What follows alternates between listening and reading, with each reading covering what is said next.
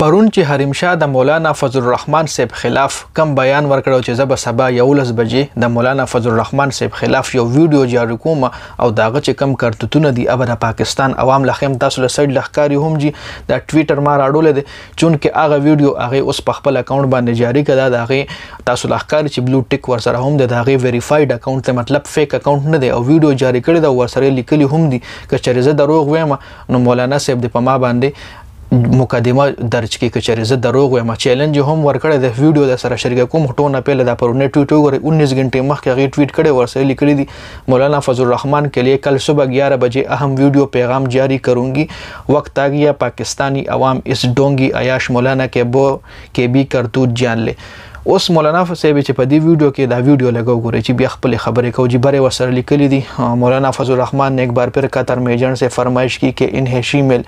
پسند ہے اخر کې خپل خبرې کوي خو راته د دې دا ویډیو اوري چې دې ویډیو کې حصہ ویل دي دا ویډیو ز پلی کوم جی دا سارا کوم جی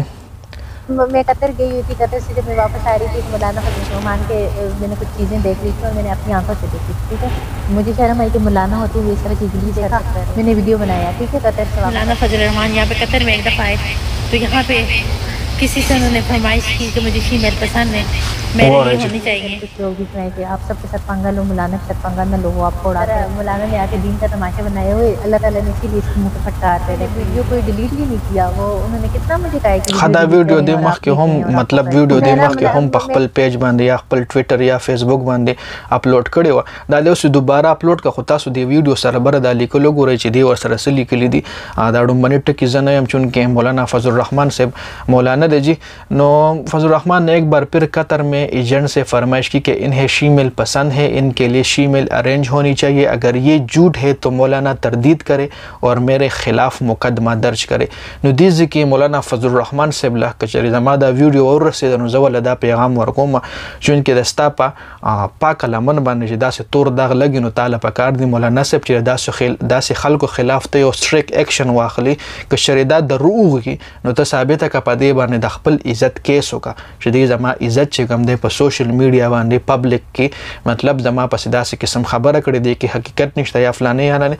دلته دی چیلنج هم در کړی دی مولانا صاحب لا چې په ما زما خلاف ته مقدمو کې چې زه دروغ ویم زما را بیان د تردید کې چې زه دروغ ویم په ما د مقدمو کې جی نو حریم شاه سره پته نه لګي چې د سره د دومره ویډیوګانې دومره انفارمیشن د کوم ځین راځي د مختلف پالیټیشنز ویډیو دی سره شته دی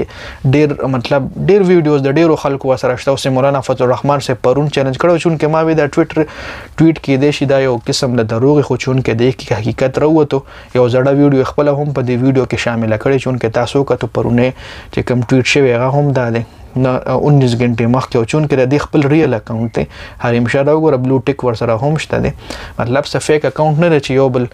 نو یو شاړ غونتی ویډیو مولانا صاحب له پکې دا پیغام ورکو چوکا په مقدمه چې دستا په پاک لمن باندې داسې تور داغ لګي نو مقدمه ور باندې کو د خپل عزت تاسو وکړو ډیر زیات مننه ویډیو مخکې ملګرو سره شریک کړئ جنید خان افیشل چینل هم سبسکرایب کړئ پیج هم لایک کړئ والسلام